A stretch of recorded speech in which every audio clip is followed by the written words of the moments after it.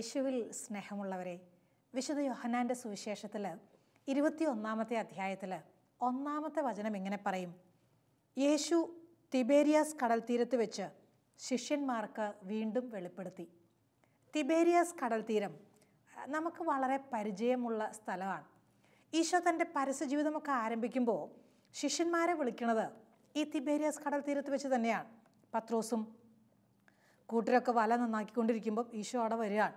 എന്നിട്ട് വഞ്ചി ചോദിക്കുന്നു, വഞ്ചിയിലിരുന്ന് ജനത്തെ പഠിപ്പിക്കുന്നു. അതിനുശേഷം പത്രോസിനോട് പറയണു, നീ ഇനി മീൻ പിടിക്കാൻ പോകണ്ട, മനുഷ്യരെ പിടിക്കുന്നവരാക്കി ഞാൻ നിന്നെ മാറ്റും. ഈശോ അങ്ങനെ ഒരു പ്രത്യേക വിളി കൊടുത്ത് പത്രോസിനെ അങ്ങ് സ്നേഹിച്ച് സ്വന്തമാക്കുകയാണ്. അത് തിബേരിയാസ് കടൽ തീരത്ത് വെച്ച് തന്നെയാണ് നടക്കുക. ആ ഒരു സംഭവമൊക്കെ കഴിഞ്ഞ് പിന്നീട് ഈശോയുടെ കൂടെ 3 വർഷമൊക്കെ നമ്മൾ ഈ ശിഷ്യന്മാർ നടക്കുന്നു, ജീവിക്കുന്നു. അതിനുശേഷം ഈശോയുടെ മരണശേഷവും ഇവരുടെ മനസ്സിൽ വല്ലാത്ത ശൂന്യത, ശിഷ്യന്മാരാകെ അസ്വസ്ഥരായി, അവരാകെ തളർന്നു വിഷമിച്ചിരിക്കുമ്പം പത്രോസ് പറയാണ്, ഞാൻ മീൻ പിടിക്കാൻ പോവുകയാണ്. പണ്ട് 3 കൊല്ലം മുമ്പ് ഉപേക്ഷിച്ച പണിയാണ്. പത്രോസ് പറയുന്നു, ഞാൻ മീൻ പിടിക്കാൻ പോവുകയാണ്.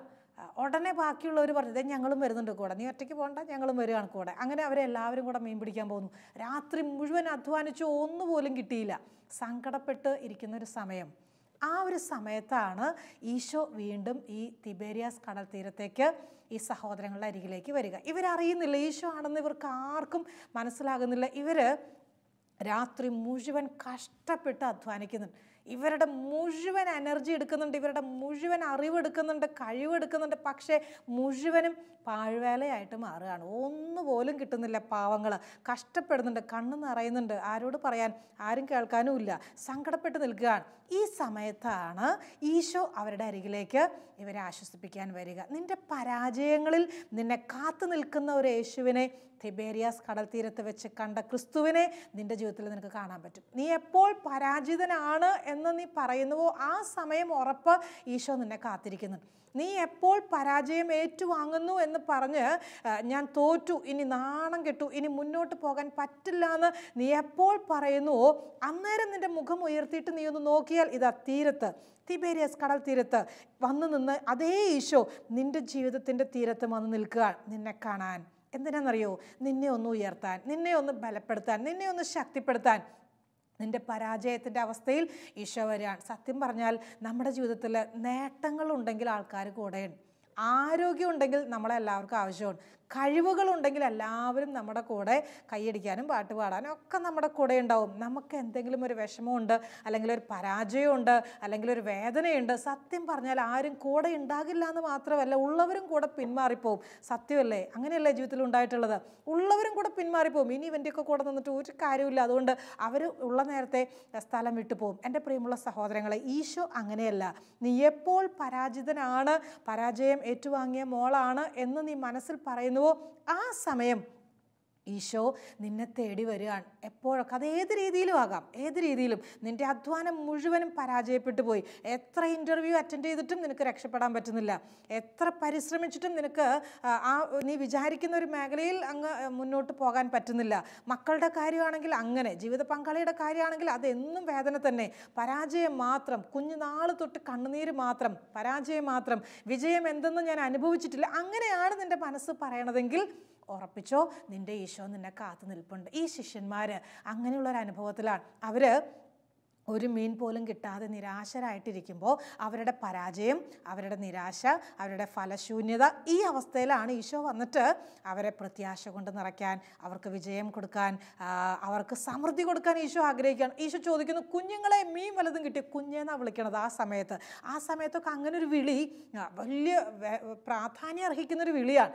മനസ്സ് തകർന്നിരിക്കുമ്പോൾ ആരെങ്കിലുമൊക്കെ വന്നിട്ട് വലിയ സ്നേഹത്തോടെ ഒരു വിളി വിളിച്ചാൽ ആ വിളിയൊന്നും ഒരിക്കലും നമ്മൾ മറക്കുകയില്ല. ഓർത്തോക്കിയേ, വല്ലാതെ തളർന്നിരിക്കുമ്പോൾ, കരഞ്ഞിരിക്കുമ്പോൾ, നിരാശപ്പെട്ടിരിക്കുമ്പോൾ ആരെങ്കിലും വന്നിട്ട് മോനെ, മോളെ, ഒറ്റ വിളി, അത് മതി, വേറെ ഒന്നും അവർ പറഞ്ഞില്ലെങ്കിൽ പോലും അവരുടെ ആ ഒരു വിളിയും ആ ഒരു നിൽപ്പും അത് മതി. നമ്മൾ കുറെ കൂടെ ശക്തിയുള്ളവരായി, നമ്മൾ കുറെ കൂടെ ബലമുള്ളവരായി.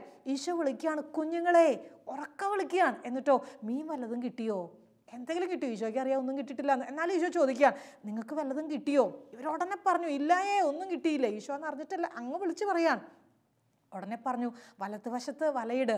അതുപോലെ തന്നെ അനുസരിച്ചിട്ട് ആ മീൻ അങ്ങ് കിട്ടിയപ്പോൾ ഒരു കുറേ അധികം മത്സ്യം, ഇവർ 6-7 പേര് ഒരുമിച്ച് വലിച്ചിട്ടാണ് ആ വല ഇങ്ങോട്ട് കയറ്റി വഞ്ചിയിലേക്ക് ഇടുന്നത്. അത്രയും മീനുണ്ട്.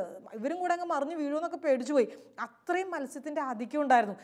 ഇതൊക്കെ ഈ മീനിൻ്റെ എണ്ണം കണ്ടപ്പോഴും ഇത്രയധികം എന്താ പറയുക, ഇവരുടെ വല നിറയെ മത്സ്യം കിട്ടിയപ്പോൾ പെട്ടെന്ന് യോഹന്നാന് ഒരു തിരിച്ചറിവ്. അതുവരെ ആരോ അവിടെ നിൽക്കുന്നു, ആരോ വിളിച്ച് ചോദിക്കുന്നു, കുഞ്ഞുങ്ങളെന്ന് വിളിക്കുന്നു, അത് ആരോ ഒരാൾ, അത്രേ അവരുടെ മനസ്സിലുള്ളൂ. പക്ഷേ യോഹന്നാന് ഒരു തിരിച്ചറിവ് കിട്ടുകയാണ്. യോഹന്നാൻ ഉടനെ പറഞ്ഞു, അത് കർത്താവാണ്. അത് കർത്താവാണെന്ന് കേട്ടതേ നമ്മുടെ പത്രോസ് ഒറ്റ ചാട്ടാണ് വെള്ളത്തിലേക്ക്. എന്തിനാണെന്നറിയോ? ഒളിച്ചിരിക്കാനല്ല, ഇനി കാണാനുള്ള ധൈര്യം ഇല്ലാത്തതുകൊണ്ടുമല്ല. മേലങ്കി എടുത്ത് ധരിച്ചിട്ട് ഒറ്റ ചാട്ടം ഈശോയുടെ അടുത്തേക്ക് ഇവർ വഞ്ചിയിൽ എത്തുമ്പോഴേക്കും അതിൽ സ്പീഡിൽ അങ്ങോട്ട് എത്തണം എന്ന് ഓർത്തിട്ടാണ്. കാരണം ആ മനസ്സ് മുഴുവൻ സങ്കടമായിരുന്നു, ആ മനസ്സ് മുഴുവൻ വേദനയായിരുന്നു. 3 കൊല്ലം കൂടെ നടന്നിട്ട് ഈശോയെ തള്ളി പറഞ്ഞതിൻ്റെ വേദന, ഈശോയുടെ വേദനയിലൊന്ന് കൂടെ നിൽക്കാൻ പറ്റാത്തതിൻ്റെ വേദന, അതിലൊക്കെ ഉപരി ഈശോ ഒരു നോട്ടം നോക്കിയിട്ടുണ്ട് പത്രോസിനെ. ആ നോട്ടം എങ്ങനെ മറക്കാൻ ശ്രമിച്ചിട്ടും പത്രോസിന് മറക്കാൻ പറ്റുന്നില്ല. ഈശോയുടെ ആ നോട്ടം ഒന്നും പറയാതെ, ഒരു വാക്ക് പോലും പറയാതെ ഒരു നോട്ടം ഈശോ നോക്കി.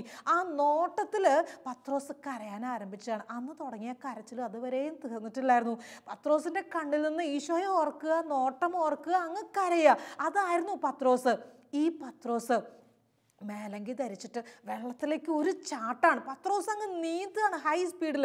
ഇവർ വഞ്ചിയിൽ എത്തുന്നതിന് മുമ്പ് പത്രോസ് ഈശോയുടെ അടുത്തേക്ക് എത്തി. ഈശോയുടെ തൊട്ട് മുമ്പിൽ പത്രോസ് പോയി നിൽക്കുകയാണ്. ഞാൻ ആ ഫിലിമൊക്കെ കണ്ടപ്പോൾ എൻ്റെ മനസ്സിൽ നിന്ന് മായാതെ നിൽക്കുന്ന ഒരു ചിത്രമാണ്. എൻ്റെ മനസ്സിലൊരു ചെറിയ, എങ്ങനെയാണ് ഈശോ ഇതിനെ അഭിമുഖീകരിക്കുക, ഈശോയുടെ റെസ്പോൺസ് എങ്ങനെയായിരിക്കും, ഈശോയുടെ പ്രതികരണം എങ്ങനെയായിരിക്കും, ഞാൻ ചെറിയൊരു അസ്വസ്ഥ ഒരു മനസ്സിലൊരു ചിന്ത ഞാൻ ഓർക്കുമായിരുന്നു. ഈശോ അവിടെ വളരെ സ്നേഹത്തോടെ പത്രോസിനെ ഇങ്ങനെ നോക്കി നിൽക്കുകയാണ്. പത്രോസാകട്ടെ ആത്മനിന്ദയാണ്, മനസ്സ് നിറയെ. ഞാൻ വലിയ പാപി, ഞാൻ തെറ്റ് ചെയ്തു, ഞാൻ തള്ളിപ്പറഞ്ഞു, എൻ്റെ ഗുരുവിൻ്റെ ആത്മാർത്ഥതയൊന്നും മനസ്സിലാക്കിയില്ല, ഞാൻ എത്രയോ പാപി. ഇത് ഓർത്തോർത്ത് കരയുന്ന പത്രോസാണ്. തലയൊക്കെ താഴ്ത്തി ഒന്ന് കണ്ണുയർത്തിയിട്ട്, നമ്മൾ അങ്ങനെയല്ലേ, എന്തെങ്കിലും തെറ്റ് ചെയ്താൽ, ആരെങ്കിലും വേദനിപ്പിച്ചിട്ടുണ്ടെങ്കിൽ പിന്നെ അവരുടെ മുഖത്തേക്ക് നോക്കാൻ നമുക്ക് ധൈര്യമില്ല, സത്യമല്ലേ, നമ്മൾ തല താഴ്ത്തി നിൽക്കുകയുള്ളൂ. പത്രോസ് തല ഉയർത്താൻ പോലും ധൈര്യമില്ല. പത്രോസ് ഇങ്ങനെ ആകെ വിഷമിച്ചിട്ട് തലയും താഴ്ത്തി ഈശോയുടെ മുമ്പിൽ നിൽക്കുകയാണ്. ഒന്നും പറയുന്നില്ല കേട്ടോ പത്രോസ്, ഒരു വാക്ക് പോലും. എന്ത് പറയാൻ, ഇനി അവിടെ വാക്കുകൾക്കൊന്നും പ്രസക്തിയില്ല എന്ന് പത്രോസിന് ഭംഗിയായിട്ട് അറിയാം. പത്രോസ് അവിടെ തലയും താഴ്ത്തി നിൽക്കുകയാണ്, കൈയൊക്കെ ഇങ്ങനെ കൂപ്പിപ്പിടിച്ച് വളരെ ദയനീയമായിട്ട്. ഈശോ അധിക നേരമൊന്നും പത്രോസിനെ അങ്ങനെ നിർത്തിയില്ല. അധിക നേരം അന്നാ നിൽക്കട്ടെ, ഇവൻ എത്രത്തോളം നിൽക്കുമെന്ന് കാണണമല്ലോ. ഇല്ല കേട്ടോ, ഈശോ അങ്ങനെ പരിഹസിച്ചില്ല. ഈശോ പരിഹസിക്കുകയോ അല്ലെങ്കിൽ ഈ പത്രോസിനെ വേദനിപ്പിക്കുകയോ, എന്നാലും പത്രോസെ വേണ്ടായിരുന്നു കേട്ടോ. എന്നാലും ഇത്രയൊക്കെ ഉണ്ടായിട്ടും ഒരു വാക്കും ഈശോ പറഞ്ഞില്ല. ഈശോ എന്നാ ചെയ്തെന്നറിയോ? ഒറ്റപ്പെടുത്തുവാണ് ഈശോയെ, പത്രോസിനെ അങ്ങ് വാരിയിടുകയാണ്. ആ ചങ്കിലേക്ക് അങ്ങ് വാരിയിട്ടിട്ട് ആ നെറ്റിത്തടത്തിൽ ഉമ്മ വെച്ച് അങ്ങ് ആ സങ്കടത്തെ അങ്ങ് മാറ്റുകയാണ്. ആ തോളിൽ തല ചായച്ചിട്ട് പത്രോസ് എത്ര കരഞ്ഞിട്ടുണ്ടാവും, പത്രോസ് എന്തേരെ കരഞ്ഞിട്ടുണ്ടാവും. തെറ്റിപ്പോയി കർത്താവേ, സോറി കർത്താവേ, ക്ഷമിക്കണേ കർത്താവേ പറഞ്ഞിട്ടുണ്ടാകുകയല്ലേ. അതൊക്കെ ആ കരച്ചിലൂടെ പത്രോസ് ഈശോയോട് പറയായിരുന്നില്ലേ? ഒരു വലിയ കുമ്പസാരമായിരുന്നില്ലേ അവിടെ നടന്നത്? നിന്റെ പരാജയങ്ങളിൽ നിന്നെ പരിഹസിക്കാത്തൊരു കർത്താവ്, തിബേരിയാസ് കടൽ തീരത്ത് വന്നു നിന്ന കർത്താവ് ഇന്ന് നിന്റെ അടുത്ത് വന്ന് നിൽപ്പുണ്ട്. ഇന്ന് നിന്റെ അടുത്ത് ഒരു അല്പം അകലെ അങ്ങ് മാറി നിൽക്കുന്നതേ ഉള്ളൂ. ഒരു തിരിച്ചറിവ്, അത് ഈശോ ആണെന്നൊരു തിരിച്ചറിവ് നിനക്ക് കിട്ടിയാൽ നിനക്ക് ഉറപ്പിക്കാം കുഞ്ഞേ, അങ്ങ് ചെല്ല്, ആ ചങ്കിലേക്ക് ചേർന്ന് നിന്നിട്ട് ഒറ്റ കരച്ചിൽ അത് മതി. നിന്നെ കർത്താവ് വീണ്ടും ജീവിതത്തിൻ്റെ ഉത്സവത്തിൻ്റെ നിമിഷങ്ങളിലേക്ക്, സന്തോഷത്തിൻ്റെ അവസ്ഥകളിലേക്ക് നിന്നെ കർത്താവ് ഉയർത്തും. സംശയം വേണ്ട കേട്ടോ. എപ്പോഴൊക്കെ പാപത്തിൽ വീണുവോ, എപ്പോഴൊക്കെ കുറവുകളിൽ നീ വീണ് താണ് നീ ആകെ നഷ്ടധൈര്യനായിട്ട് നിൽക്കുന്നുവോ, ഒറ്റ സെക്കൻഡ് ഒന്ന് ഓർക്കുക കർത്താവിനെ. നിന്റെ കർത്താവ് നിന്നെ പരിഹസിക്കില്ല എന്ന്, നിന്റെ കർത്താവ് നിന്നെ തള്ളിക്കളയില്ല എന്ന്. ആരൊക്കെ നിന്നെ ഇട്ടിട്ട് പോയാലും, ആരൊക്കെ നിന്നെ മാറ്റി നിർത്തിയാലും നിന്റെ കർത്താവിന് നിന്നെ ആവശ്യമുണ്ടെന്ന് നീ തിരിച്ചറിയുന്നൊരു സമയം. ഞാൻ ഓർക്കാണ് എൻ്റെ ജീവിതത്തിലുണ്ടായൊരു സംഭവം. കോളേജിൽ പഠിക്കുന്നൊരു സമയം, കോൺവെൻറ്റിൽ ചേരുന്നതിനൊക്കെ മുമ്പ് കോളേജിൽ പഠിക്കുന്ന സമയം, ഡിഗ്രി ഫസ്റ്റ് ഇയർ പഠിക്കുന്നൊരു സമയമാണ്. അന്ന് ഒരു ദിവസം ജീസസ് യൂത്തിൻ്റെ 1 ഡേ പ്രോഗ്രാം ഇടവകയിൽ ലീഡ് ചെയ്യേണ്ടി വന്നു. മറ്റ് ഇടവകളിൽ നിന്നൊക്കെ മക്കളെ അറിയിച്ചിട്ടുണ്ട്. അവരൊക്കെ വരും. അങ്ങനെ വലിയൊരു പ്രോഗ്രാമാണ്. അത് നേരത്തെ മാസങ്ങൾക്ക് മുമ്പേ ഡേറ്റ് തീരുമാനിച്ച് നോട്ടീസൊക്കെ പ്രിൻ്റ് ചെയ്ത് അടിച്ച് അങ്ങനെ ഒരുപാട് പരസ്യമൊക്കെ കൊടുത്തിട്ട് ഒത്തിരി പേര് വരുന്നൊരു പ്രോഗ്രാമാണ്. അങ്ങനെ ആ ദിവസത്തിന് വേണ്ടിയിട്ട് ഒരുങ്ങിക്കൊണ്ടിരിക്കുമ്പോഴാണ് പെട്ടെന്ന് തലേദിവസം ഫിസിക്സ് പഠിപ്പിക്കുന്ന എൻ്റെ മിസ്സ് പറയുന്നു, നാളെ ശനിയാഴ്ച ഒരു സ്പെഷ്യൽ ക്ലാസ് ഉണ്ട്, എല്ലാവരും വരണം. അങ്ങനെ പറഞ്ഞപ്പം ഞാൻ അന്നേരം ഒന്നും മിണ്ടിയില്ല. എനിക്ക് വരാൻ പറ്റില്ല എന്ന് 100% അറിയാം. പക്ഷെ ഞാൻ ഒന്നും മിണ്ടിയില്ല. ക്ലാസ്സിൽ എനിക്ക് പോകാൻ പറ്റിയില്ല. അന്ന് വലിയ പ്രോഗ്രാം ഇടവകയിലായിരുന്നു. ഒത്തിരി പേര് വന്നു. നല്ലൊരു പ്രോഗ്രാമായിരുന്നു. പ്രോഗ്രാമിൻ്റെ സന്തോഷത്തിലൊക്കെ ഈശോയ്ക്ക് നന്ദിയൊക്കെ പറഞ്ഞ് ഞാൻ തിങ്കളാഴ്ച രാവിലെ ക്ലാസ്സിൽ ചെല്ലുകയാണ്. തിങ്കളാഴ്ച രാവിലെ ക്ലാസ്സിൽ ചെന്ന പാടെ ഫിസിക്സ് മിസ്സ് വന്നതേ ചോദിച്ചു, ആരൊക്കെയാണ് ശനിയാഴ്ച സ്പെഷ്യൽ ക്ലാസ്സിന് വരാത്തത്? ഉടനെ ഞാൻ എഴുന്നേറ്റുന്നു. 2-3 പേരും കൂടെ ഉണ്ടായിരുന്നു ക്ലാസ്സിൽ വരാത്തവർ. ഓരോരുത്തരോട് ചോദിച്ചു എന്നാ വരാത്തതിൻ്റെ കാരണം. അവരൊക്കെ അവരുടെ കാരണങ്ങൾ പറഞ്ഞു. എന്നോട് ചോദിച്ചു എന്താ വരാത്തത്. എനിക്ക് പെട്ടെന്ന് പറയാൻ ധൈര്യം കിട്ടിയില്ല. ഇങ്ങനെ ഒരു സ്പിരിച്വൽ പ്രോഗ്രാമിന് പോയി എന്ന് പറഞ്ഞാൽ ഒരു പക്ഷേ എന്നെ എല്ലാവരുടെ മുമ്പിൽ വെച്ച് കളിയാക്കും. മിസ്സ് അങ്ങനെ എന്നെ വിഷമിപ്പിക്കുമെന്നൊരു പേടി. ഒരിക്കലും അങ്ങനെ ഒരു നുണ പറഞ്ഞിട്ടില്ല. പക്ഷെ അന്ന് ഞാൻ ആദ്യമായിട്ടൊരു നുണ പറഞ്ഞു, നല്ലൊരു നുണ പറഞ്ഞു. എന്തായിരുന്നറിയോ? എൻ്റെ വല്യമ്മയ്ക്ക് സുഖമില്ലെന്ന് പറഞ്ഞു. മിസ്സ് വിടാനുള്ള ഭാവമില്ല. മിസ്സ് ഉടനെ ചോദിച്ചു എന്നാ വല്യമ്മയ്ക്ക് അസുഖം? ഉടനെ പറഞ്ഞു എന്തോ ഒരു രോഗത്തിൻ്റെ പേരെന്ന് ഞാൻ പറഞ്ഞു. പിന്നെ അടുത്ത ചോദ്യം, മൂന്നാമത്തെ ഒരു ചോദ്യം അതിനോട് കണക്ട് ചെയ്തിട്ട് അതിനും ഞാൻ എങ്ങനെയോ ഉത്തരം പറഞ്ഞു. 4-മതും ചോദിച്ചു. മിസ്സ് വിടുന്നില്ല. മിസ്സിന് മനസ്സിലായി എൻ്റെ നിൽപ്പും പരിങ്ങലൊക്കെ കണ്ടപ്പം തോന്നിയത് എന്തോ ഒരു പച്ചക്കള്ളമാണ്.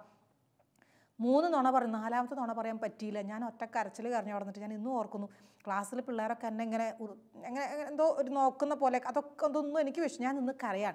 മിസ്സിന് തോന്നി എന്തോ ഒരു പന്തികേടുണ്ട്, അവിടെ ഇരുന്നോളാൻ പറഞ്ഞു. എന്തായാലും ക്ലാസ് കണ്ടിന്യൂ ചെയ്തു. ക്ലാസ് കഴിഞ്ഞ പാടെ മിസ്സ് പുറത്തേക്ക് ഇറങ്ങുന്നതിന് മുമ്പ് ഞാൻ പുറത്തേക്ക് ഇറങ്ങി. മിസ്സിൻ്റെ പുറകെ ചെന്നിട്ട് പറഞ്ഞു, മിസ്സേ സോറി, ഞാൻ തെറ്റ് ചെയ്തു, ഞാൻ നുണ പറഞ്ഞു, ഞാൻ ഇങ്ങനെയല്ലായിരുന്നു പറയാൻ, സത്യം ഇന്നതാണ്, ഒരു പ്രോഗ്രാമായിരുന്നു ശനിയാഴ്ച, എനിക്ക് അതുകൊണ്ടാണ് വരാൻ പറ്റാതിരുന്നത്. മിസ് ഉടനെ എൻ്റെ പുറത്ത് തട്ടിയിട്ട് പറഞ്ഞു, ഇയാൾ ഇങ്ങനെ ജീസസ് യൂത്തൊക്കെ ഇങ്ങനെ നുണ പറയുമെന്ന് ഞാൻ പ്രതീക്ഷിച്ചില്ല, മേലിൽ പറയരുത് കേട്ടോ. ഞാൻ പറഞ്ഞില്ല, സോറി മിസ്, ഞാൻ ഇനി അത് ആവർത്തിക്കുകയല്ല, ഞാൻ ഇനി ശ്രദ്ധിച്ചോളാം. അങ്ങനെ പറഞ്ഞിട്ട് ഇറങ്ങിപ്പോകുന്നത് ഞാൻ ഓർക്കുകയാണ്. പക്ഷെ അന്ന് വൈകുന്നേരമൊക്കെ മനസ്സിൽ വല്ലാത്തൊരു ഭാരം, മനസ്സിൽ വല്ലാത്തൊരു സങ്കടം. ഇങ്ങനെ നുണ പറയേണ്ടി വന്നില്ലേ എല്ലാവരുടെയും മുമ്പിൽ? ഇത്രയും വലിയൊരു പ്രാർത്ഥിക്കുന്ന ആൾ, ഇത്രയും വലിയൊരു ശുശ്രൂഷയൊക്കെ ചെയ്യുന്ന ഒരാൾ, ഇത്രയും ഇടവകളിൽ നിന്ന് യുവജനങ്ങളെയൊക്കെ ഒരുമിച്ച് കൂട്ടി വലിയ കാര്യമൊക്കെ ചെയ്ത ആൾ ഇങ്ങനെ ഒരു ചെറിയ കാര്യത്തിൽ നുണ പറഞ്ഞല്ലോ. എനിക്ക് എന്നോട് തന്നെ ഒരു വെറുപ്പ്, ഒരു അസ്വസ്ഥത, കുറേ കുമ്പസാരിക്കാനൊക്കെ തീരുമാനിച്ചു. ഞാൻ ഓർക്കുന്നു അതിൻ്റെ അടുത്ത ദിവസം കോളേജിൽ ചെല്ലുകയാണ്. അപ്പോൾ ആ ദിവസങ്ങളിൽ ഒരു കൂപ്പൺ ബുക്ക് എല്ലാവർക്കും കൊടുത്തിട്ടുണ്ട് ഞങ്ങളുടെ പ്രിൻസിപ്പൽ സിസ്റ്റർ. അത് ചിലവാക്കി കൊണ്ടുവരണമെന്ന് എല്ലാവരോടും പറഞ്ഞിട്ട് 100ഓളം കൂപ്പൺ എല്ലാവരുടെയും കയ്യിലുണ്ട്. ചെറിയ പൈസയുടെയാണ്, എന്തിൻ്റെയോ കാര്യത്തിന് വേണ്ടിയിട്ടായിരുന്നു. കാര്യം എന്താണെന്ന് ഞാൻ ഓർക്കുന്നില്ല. ഞാൻ ഓർക്കുന്നു എല്ലാവരും തന്നെ ആ കൂപ്പൺ ചിലവാക്കിയിട്ടുണ്ട്. അതിൻ്റെ നറുക്കെടുപ്പ് നടക്കുന്ന ദിവസമാണ് അടുത്ത ദിവസം. 2000ഓളം കുട്ടികൾ പഠിക്കുന്ന കോളേജാണ്. എല്ലാവരുടെയും 100 കൂപ്പണൊക്കെ, ഒരു 2 ലക്ഷത്തോളം കൂപ്പണുകൾ അവിടെയുണ്ട്. അത് മുഴുവൻ ഇങ്ങനെ ഒരു വലിയ കൂമ്പാരം പോലെ കൂട്ടിയിട്ടിട്ട് കോളേജിലെ പ്രിൻസിപ്പൽ സിസ്റ്റർ ഓഡിറ്റോറിയത്തിൽ വെച്ച് അതിൻ്റെ നറുക്കെടുപ്പ് നടക്കുകയാണ്. അതിൽ നിന്ന് ഓരോ ലോട്ട് ഇങ്ങോട്ട് എടുക്കുന്നു, പേര് പറയുന്നു, 1st, 2nd, 3rd സമ്മാനങ്ങൾ പറയാൻ. ഒരിക്കൽ പോലും അങ്ങനെ ഒരു സമ്മാനം കിട്ടണമെന്ന് ഞാൻ ചിന്തിച്ചിട്ടുമില്ല, പ്രതീക്ഷിച്ചിട്ടുമില്ല, ആഗ്രഹിച്ചിട്ടുമില്ല. പക്ഷേ എൻ്റെ മനസ്സ് മുഴുവൻ കഴിഞ്ഞ തലേ ദിവസത്തിൻ്റെ ആ വേദനയും ഒരു നിരാശയും സങ്കടമൊക്കെയും വീണുപോയി, തകർന്നുപോയി. ഇനി ഈശോയ്ക്ക് എന്നോട് സ്നേഹം ഉണ്ടാവുമോ, ഈശോ എന്നെ സ്നേഹിക്കുക, അതൊക്കെ ഒന്ന് ആ മനസ്സിൻ്റെ വേദനയായിരുന്നു ആ സമയത്തൊക്കെ. ഞാൻ ഓർക്കുകയാണ്, ഫസ്റ്റ് പ്രൈസ് കോളേജിലെ പ്രിൻസിപ്പൽ സിസ്റ്റർ അനൗൺസ് ചെയ്തു. എല്ലാവരും വലിയ കയ്യടി, ആഘോഷമായിട്ടുള്ള കയ്യടി. ഉടനെ ഞാൻ എൻ്റെ മനസ്സിലൊരു പറച്ചിൽ, 2ാം സമ്മാനം എൻ്റെ പേരാണ് വിളിക്കണതെങ്കിൽ എനിക്ക് മനസ്സിലാവും ഈശോയ്ക്ക് എന്നോട് സ്നേഹമുണ്ട്. ഒരിക്കലും ഒരു സമ്മാനത്തിൻ്റെ ആവശ്യമില്ല, എൻ്റെ വീട്ടിൽ അത്യാവശ്യം കാര്യങ്ങളൊക്കെ ഉണ്ട്. പക്ഷെ ഞാൻ എൻ്റെ മനസ്സിൽ ഈശോയ്ക്ക് സ്നേഹമുണ്ടെന്നൊരു തെളിവ് ഞാൻ ഓർക്കുകയാണ്. അത്ഭുതം പോലെ 2 ലക്ഷത്തിലധികം കൂപ്പണുകൾ ഇങ്ങനെ കൂട്ടിയിട്ടിട്ടുള്ളതിൽ നിന്ന് പ്രിൻസിപ്പൽ സിസ്റ്റർ അതിൽ നിന്ന് ഇടയിൽ നിന്ന് ഒരു കൂപ്പൺ എടുക്കുന്ന എൻ്റെ പേര് ഉറക്കെ വിളിക്കുകയാണ്. വീണ്ടും വലിയ കയ്യടി. ഞാൻ പോയിട്ട് സമ്മാനമൊക്കെ വാങ്ങി. ഒരു കുടയായിരുന്നു സമ്മാനം. പക്ഷെ കുടയേക്കാൾ അധികം, എനിക്ക് വീട്ടിൽ നിന്ന് കുടയൊക്കെ വാങ്ങി തന്നിട്ടുണ്ട്, കുടയുടെ ഒരു ആവശ്യം എനിക്കില്ല. പക്ഷേ ഞാൻ ഓർക്കുന്നു, എൻ്റെ ഈശോ അത്രയധികം പേരിൽ നിന്ന് എന്നെ ഓർക്കുന്നുണ്ടെന്നും എന്നെ ശ്രദ്ധിക്കുന്നുണ്ടെന്നും എന്നെ കരുതുന്നുണ്ടെന്നും അന്ന് വലിയൊരു ബോധ്യമായിരുന്നു. ഞാനത് ഒരിക്കലും മറന്നിട്ടില്ല. എൻ്റെ മനസ്സിൽ ഇന്നും പച്ച പിടിച്ച് കിടക്കുന്ന ഒരു സംഭവമാണ്.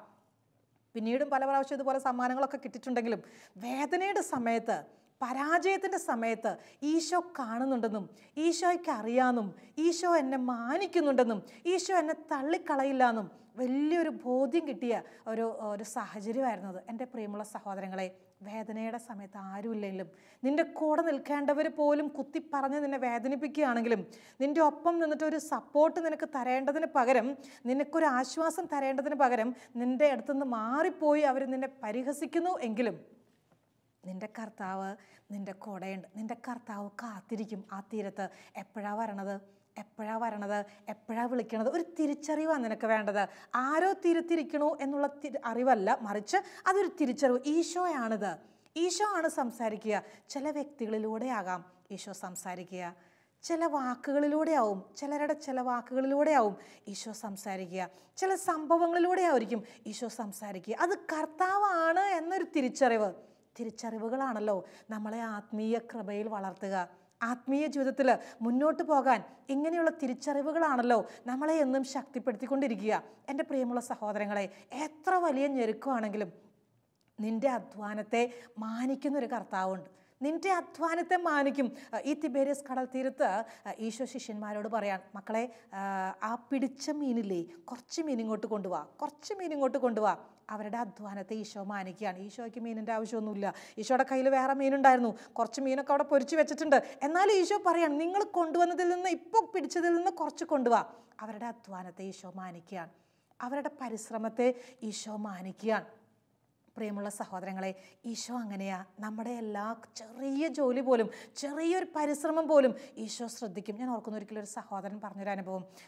തൻ്റെ മകളുടെ വിവാഹപ്രായമായി, പൈസ സാമ്പത്തികമായിട്ട് വളരെ ബുദ്ധിമുട്ടാണ്, ഒന്നും തന്നെ കയ്യിലില്ല. ആരൊക്കെയോ സഹായിക്കാമെന്നൊക്കെ ഉറപ്പ് കൊടുത്തായിരുന്നു. അങ്ങനെ ഈ മകളുടെ വിവാഹമായി, എല്ലാ കാര്യങ്ങളും മുന്നോട്ട് പോകുന്നു. സ്വർണ്ണമൊക്കെ എടുക്കേണ്ട ദിവസമായി, കടയിൽ പോയി സ്വർണ്ണമൊക്കെ വാങ്ങേണ്ട ദിവസമായി. തലേദിവസം സ്വർണം എത്രയോ പൈസ ആവശ്യമുണ്ട്. അങ്ങനെ വലിയൊരു വിഷമത്തിലിരിക്കുകയാണ്. തരാമെന്ന് പറഞ്ഞവരൊന്നും ആ ദിവസമായപ്പം, സമയമായപ്പം പതുക്കെ മാറി നിൽക്കുന്നൊരനുഭവം. മനസ്സിൽ വല്ലാത്ത വേദന. ഇത് കല്യാണം മുടങ്ങിപ്പോകുമോ, മകളുടെ ഭാവി എന്താവും, എങ്ങനെ അവരെ ഫേസ് ചെയ്യും, ഇതൊക്കെ ഈ മനുഷ്യൻ്റെ മനസ്സിൽ വല്ലാത്ത വേദനയാണ്. പ്രാർത്ഥന ഗ്രൂപ്പൊക്കെ ആയിട്ട് ഒത്തിരി സമയം ചെലവഴിക്കുന്നൊരു മകനാണ്. ഒത്തിരി കാര്യങ്ങൾ ഇടവകയിലൊക്കെ ചെയ്യുന്ന മനുഷ്യനാണ്. ഈശോയോട് വലിയ സ്നേഹമുള്ളൊരു സഹോദരനാണ്. അറിയാം ഈശോ ഒരിക്കലും കൈവിടില്ല എന്ന്, ഒരിക്കലും ഈശോ ഉപേക്ഷിക്കില്ല എന്ന് നല്ല ബോധ്യമുണ്ട്. ഒറ്റ കാര്യം ചെയ്തു. രാവിലത്തെ ബലിയർപ്പണം കഴിഞ്ഞിട്ട് ദിവ്യകാരുണ്യം എഴുന്നള്ളിച്ച് വെച്ചിട്ടുള്ള ദേവാലയത്തിൽ പോയിട്ട് അവിടെ മുട്ടുകുത്തി നിൽക്കുകയാണ്. കയ്യിൽ നിന്ന് ജപമാല മാറ്റുന്നേയില്ല, മുട്ടുകുത്തി നിന്നുകൊണ്ട് തന്നെ പ്രാർത്ഥന. ഈശോയെ അനുഗ്രഹിക്കണേ, ഈശോയെ എന്നെ സഹായിക്കാമെന്ന് പറഞ്ഞവരെയും മാറി നിൽക്കുന്നവരെ ഒക്കെ അനുഗ്രഹിക്കണേ ഈശോയെ. ആരെയാ നീ ഒരുക്കുന്നതെന്ന് എനിക്കറിയത്തില്ല, എല്ലാവർക്കും വേണ്ടിയും പ്രാർത്ഥിക്കുന്നു ഈശോ. ഈ മനുഷ്യൻ നിന്ന് പ്രാർത്ഥിക്കുകയാണ്. പിറ്റേ ദിവസം സ്വർണ്ണം എടുക്കാൻ പോകേണ്ടതാണ്. വൈകുന്നേരം 4 മണിയായി, ഒരനക്കവും ഇല്ല, ആരും വിളിക്കുന്നില്ല, ആരും മുന്നോട്ട് വരുന്നില്ല. 5 പൈസ കയ്യിലില്ല, വളരെ കുറച്ച് പൈസ മാത്രമേ ഇദ്ദേഹം ഒരുക്കി വെച്ചിട്ടുള്ള കുറച്ച് പൈസയേ ഉള്ളൂ, വേറെ ഒന്നും പറയാൻ മാത്രം ഒന്നുമില്ല. അങ്ങനെ വല്ലാണ്ട് മനസ്സ് തളർന്നിട്ടുണ്ട്. ഇനി ഒരടി മുന്നോട്ട് വയ്ക്കാൻ കഴിവില്ല. പള്ളിയിൽ നിന്ന് എഴുന്നേറ്റ് പോന്നിട്ടുമില്ല. ഒരു 5 മണി 6 മണിയൊക്കെ സമയമായപ്പം ഒരു ഫോൺ വരികയാണ്. ഫോണിൽ ഒരു സഹോദരൻ, ആരാന്നൊന്നും ഇദ്ദേഹത്തിന് ഇപ്പോഴും അറിയത്തില്ല, അന്നും അറിയത്തില്ല, ഇപ്പോഴും അറിയത്തില്ല, ഒരു നമ്പർ, പരിചയമില്ലാത്തൊരു നമ്പർ വിളിച്ചിട്ട് പറഞ്ഞു, ഇന്ന ആളല്ലേ? അതെ. മകളുടെ കല്യാണം ഏകദേശം റെഡി ആയിട്ടില്ലേ? ഉവ്. സാമ്പത്തികമായിട്ട് ബുദ്ധിമുട്ടില്ലേ? ഉവ്. ഞാൻ കുറച്ച് പണം തരാൻ പ്ലാൻ ചെയ്യാൻ, അതൊന്ന് സ്വീകരിക്കാൻ. ഇദ്ദേഹം എവിടെയാണ് ഉള്ളത്? ഞാനൊന്ന് വന്നിട്ട് തന്നിട്ട് പോരാം. എവിടെയാണ് ഉള്ളത്? അപ്പം പറഞ്ഞു, ഇത് ആരാണ്? അപ്പം പറഞ്ഞു, അതൊന്നും പ്രശ്നമാക്കണ്ട, ആരാന്നൊന്നും അറിയണ്ട, ഇത് വളരെ രഹസ്യമായിട്ടിരിക്കട്ടെ എന്നൊക്കെ പറഞ്ഞിട്ട് ഈ മനുഷ്യൻ നിർബന്ധപൂർവ്വം വന്ന് 10 പവൻ സ്വർണം ഇദ്ദേഹത്തിൻ്റെ കയ്യിൽ വെച്ചു കൊടുക്കുകയാണ്. ഈ സഹോദരൻ്റെ കണ്ണുകൾ നിറഞ്ഞൊഴുകി എന്നല്ലാതെ വേറൊന്നും പറയാൻ. എന്നിട്ട് പറഞ്ഞു, ഇത് തിരിച്ചു തരാനോ അല്ലെങ്കിൽ ഇത് ആര് തന്നു വിട്ടതാണെന്നൊന്നും അന്വേഷിക്കേണ്ട, ഇത് തന്ന ആൾ ആരോടും പറയണ്ടെന്ന് പറഞ്ഞിട്ട് തന്നിട്ടുള്ളതാണ്, ഇത് ഈശോ തന്നെ തന്നതാണെന്ന് കൂട്ടിക്കോ എന്നൊക്കെ പറഞ്ഞിട്ട് അദ്ദേഹം മടങ്ങിപ്പോയി. ഈ മനുഷ്യൻ ഈ 10 പവൻ സ്വർണം വാങ്ങിയിട്ട് ആ ദേവാലയത്തിൽ പോയി കർത്താവിൻ്റെ മുമ്പിൽ നിന്നിട്ട് കണ്ണുനീരൊഴുക്കിയിട്ട് കർത്താവിന് നന്ദി പറയുക എന്നല്ലാതെ വേറെ ഒന്നും ചെയ്യാൻ അദ്ദേഹത്തിന് കഴിയുന്നില്ലായിരുന്നു. ഈശോ അങ്ങനെയാ. ഏതൊരു സമയവും നമ്മുടെ ഒരു കൊച്ചധ്വാനം അത് മതി, ബാക്കി കാര്യം കർത്താവ് ചെയ്യും, ബാക്കി കാര്യം കർത്താവ് കൊണ്ടുത്തരും. അത്ഭുതങ്ങളുടെ പരമ്പര തന്നെ നമ്മുടെ ജീവിതത്തിലുണ്ടാവും. ഈശോയോട് ഒന്ന് മനസ്സ് വെച്ച് നീ ആ കർത്താവിനെ തിരിച്ചറിയാൻ നിനക്ക് കഴിഞ്ഞാൽ, ആ സ്വരം കേൾക്കാൻ നിന്നെ തന്നെ ഒന്ന് വിട്ടുകൊടുത്താൽ അത്ഭുതങ്ങൾ നിൻ്റെ ജീവിതത്തിലുണ്ടാവും. കർത്താവ് ഒരിക്കലും നീ തോറ്റുപോകാൻ സമ്മതിക്കില്ല. ഒരിക്കലും മറ്റുള്ളവരുടെ മുമ്പിൽ നാണം കെടാൻ ലജ്ജിക്കാൻ നിൻ്റെ കർത്താവ് സമ്മതിക്കില്ല. കാരണം നിന്നെ കർത്താവ് സ്നേഹിക്കുന്നു, നിന്നെ കർത്താവ് മാനിക്കുന്നു. നീ ഒരിക്കലും തോറ്റുപോകാൻ കർത്താവ് സമ്മതിക്കില്ല എന്ന്. പത്രോസ് അങ്ങനെയായിരുന്നില്ലേ? പത്രോസ് മൊത്തം തോൽവിയുടെ ഒരു അനുഭവത്തിലാണ്. 3 കൊല്ലം മുമ്പ് പറഞ്ഞതാണ്, ഞാൻ നിന്നെ മനുഷ്യരെ പിടിക്കുന്നവരാക്കാൻ. അന്നേരം അത് കേട്ടനുസരിച്ച് പോയി. പിന്നെ മൊത്തം തോറ്റുപോയി. ആ പറഞ്ഞ കാര്യവും ചെയ്തിട്ടില്ല, ദൗത്യത്തിൽ മുന്നേറാൻ പറ്റിയില്ല, അവിടെ തോറ്റു. ഈശോയെ സാക്ഷ്യപ്പെടുത്തേണ്ട സമയത്ത് സാക്ഷ്യപ്പെടുത്തിയില്ല, തള്ളിപ്പറഞ്ഞു, അവിടെയും തോറ്റു. മൊത്തം തോൽവിയായിട്ട് നിൽക്കുന്ന മനുഷ്യൻ പത്രോസിനെ കർത്താവ് അങ്ങ് എന്താ പറയുക, വലിയൊരു ഉയർച്ചയിലേക്ക് നയിക്കാൻ. പത്രോസിനോട് മീൻ കുറച്ച് കൊണ്ടുപോകാന്നൊക്കെ പറഞ്ഞപ്പോൾ നിങ്ങൾ ഓർക്കുന്നുണ്ടോ?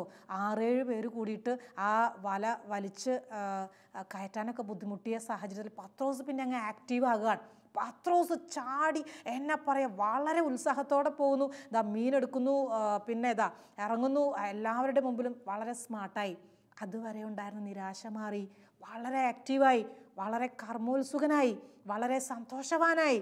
സങ്കടം ഒക്കെ പോയി, നിരാശ പോയി, പ്രത്യാശ കൊണ്ട് നിറഞ്ഞു.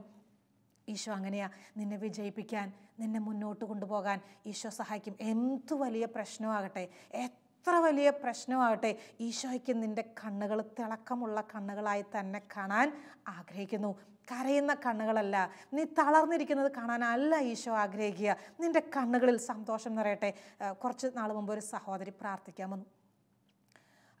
ഈ സഹോദരി പറഞ്ഞ, സിസ്റ്ററെ വല്ലാണ്ട് സങ്കടമാണ്. എന്തിനാ സങ്കടം? വീട് മുഴുവൻ ഭയങ്കര സാമ്പത്തിക ബാധ്യതയാണ്, കടബാധ്യത കൊണ്ട് നിൽക്കാൻ പറ്റുന്നില്ല, ആത്മഹത്യ ചെയ്യാൻ പ്ലാൻ ചെയ്തു, ധൈര്യം കിട്ടാത്തതുകൊണ്ട് അത് ചെയ്തിട്ടില്ല. ഞാൻ പറഞ്ഞു, അല്ല അപ്പം നിങ്ങൾക്ക് സ്വന്തമായിട്ട് എന്തെങ്കിലും ഉണ്ടോ? ഇച്ചിരി പറമ്പും ഒരു വീടൊക്കെ, എന്നാൽ പിന്നെ അത് വിറ്റിട്ട് കടം വീട്ടത്തില്ലേ? അതൊക്കെ വിറ്റാലും സിസ്റ്ററെ ലക്ഷങ്ങളാണ് കടം, എങ്ങനെ ചെയ്താലും കടം വീട്ടാൻ പറ്റുകയില്ല.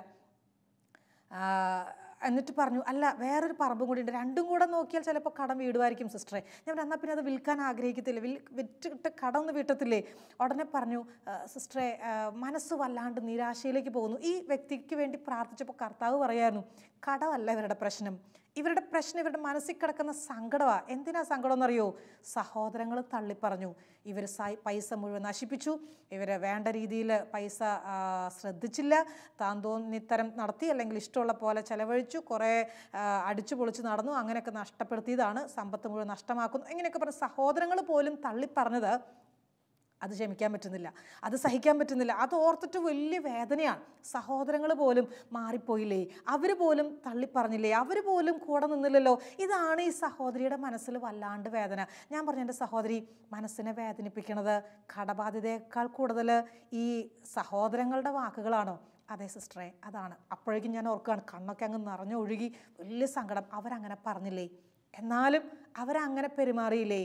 അവർക്ക് പൈസയൊക്കെ ഉണ്ടായിട്ട് ഒന്നും സഹായിച്ചില്ലല്ലോ, അവരതിന് പകരം കുത്തുവാക്കുകൾ പറയല്ലേ ചെയ്തത്. ഈ സഹോദരിയുടെ മനസ്സിൽ ഒരു ആശ്വാസത്തിൻ്റെ അനുഭവം. ഞാൻ പറയുന്നത്, സഹോദരി, ഈശോയ്ക്ക് അറിയാം, ഈശോ കണ്ടു, അത് ഈശോയ്ക്ക് മനസ്സിലായിട്ടുണ്ട്. ഈ വേദനയിൽ ഈശോ നിങ്ങളെ സഹായിക്കും, ധൈര്യമായിട്ടിരിക്കുക, ഈശോയോട് ചേർന്ന് നിൽക്കുക, നന്നായിട്ടൊന്ന് എല്ലാവരും കുറേ കൂടെ പ്രാർത്ഥിക്കുക, ഈശോയിൽ ആശ്രയിക്കുക, ബലി അർപ്പിക്കുക, കുമ്പസാരിക്കുക, കുടുംബ പ്രാർത്ഥനയിലൊക്കെ കുറച്ചുകൂടെ സജീവമായിട്ട് പങ്കുചേരുക. അങ്ങനെ എല്ലാവരോടും പറയുക, ഐക്യത്തിലേക്ക് വാ, വീട്ടിലെല്ലാവരും സന്തോഷമായിട്ട് പ്രാർത്ഥിക്കാൻ തുടങ്ങുക. അങ്ങനെയൊക്കെ പറഞ്ഞപ്പം ആ മുഖത്ത് വന്ന ഒരു പ്രത്യാശയുടെ ഭാവവും സന്തോഷത്തിൻ്റെ ഭാവമൊക്കെ ഞാൻ ഇന്നും ഓർക്കുകയാണ്. മനസ്സിൽ ഈശോ തരും ശക്തി. എത്ര പ്രതിസന്ധിയാണെങ്കിലും അതിനെ അതിജീവിക്കാൻ ഈശോ തരും കൃപ, ഈശോ തരും കൃപ. തിബേരിയാസ് കടൽ തീരത്ത് കാത്തുനിന്ന കർത്താവ് നിന്നെ കാത്ത് ഒരുപക്ഷെ നിൻ്റെ ഇടവക ദേവാലയത്തിൽ ആൾത്താരയിലുണ്ടാവും. ഒരുപക്ഷെ ധ്യാനിക്കുന്ന അവസരത്തിൽ ആ ധ്യാന മന്ദിരത്തിൽ, ആ വചനപീഠത്തിൽ ഈശോ നിന്നെ കാത്തിരിപ്പുണ്ട്. അല്ലായെങ്കിൽ ദിവ്യകാരുണ്യം എഴുന്നള്ളിച്ച് വെച്ചിട്ടുള്ള സ്ഥലങ്ങളിൽ നിൻ്റെ ഈശോ നിന്നെ അവിടെ കാത്തു നിൽപ്പുണ്ട്. കാണാൻ പറ്റുമോ? അത് ഈശോ ആണെന്നൊരു തിരിച്ചറിവിലേക്ക് വരാൻ പറ്റുമോ? എങ്കിൽ ഈശോയുടെ സാന്നിധ്യം നിന്നെ ബലപ്പെടുത്തും. നീ ഒരിക്കലും തളരല്ല, നീ ഒരിക്കലും മാറിപ്പോകല്ല, നീ ഒരിക്കലും വീണു പോകല്ല. ഈശോ നിന്നെ സഹായിക്കും, കാത്തു നിൽക്കുന്നു. തിബേരിയാസ് കടൽ തീരം, ഈശോ തന്നെ വെളിപ്പെടുത്തിയ സ്ഥലം. നിൻ്റെ വീട് തന്നെയാകട്ടെ, ഇടവക ദേവാലയമാകട്ടെ, ധ്യാന സെൻ്റർ ആകട്ടെ, നിനക്ക് എവിടെയാണോ ആശ്വാസം, എപ്പോഴാണോ ഈശോ നിനക്ക് വെളിപ്പെടുത്തി തരിക, ആ സമയം വരെയും കാത്തിരിക്കുക, ഈശോയോട് ചേർന്നിരിക്കുക. വലിയ അനുഗ്രഹം ഈശോ തരട്ടെ. ആമേൻ. ഒരു നിമിഷം ഒന്ന് പ്രാർത്ഥിക്കാം. ഈശോയെ, മനസ്സ് നിരാശയിലേക്ക് പോകുമ്പോൾ, പദ്ധതികൾ പൂർത്തീകരിക്കപ്പെടാൻ പറ്റാതെ പോകുമ്പോൾ, ആഗ്രഹിച്ച പോലെ കാര്യങ്ങൾ, പ്രതീക്ഷിച്ച പോലെ സംഭവങ്ങൾ നടക്കാതിരിക്കുമ്പോൾ മനസ്സ് നിരാശപ്പെടാൻ, അനുവദിക്കരുതേ. സ്വന്തം വീഴ്ചകളിൽ പരാജയബോധത്തിനടിമപ്പെട്ട് നിരാശയിലേക്ക് പോകാൻ ഇടയാക്കരുതേ. അങ്ങയുടെ സാന്നിധ്യം, അങ്ങ് ദൈവമാണെന്ന് വെളിപ്പെടുത്തി തരുന്ന സമയങ്ങൾ തിരിച്ചറിയാൻ കൃപ തരണേ കർത്താവേ. കൂടെയുണ്ടെന്ന് ബോധ്യപ്പെടാൻ അനുഗ്രഹം തരണേ ഈശോയെ. നിത്യം പിതാവും പുത്രനും പരിശുദ്ധാത്മാവുമായി സർവേശ്വര എന്നേക്കും ആമേൻ.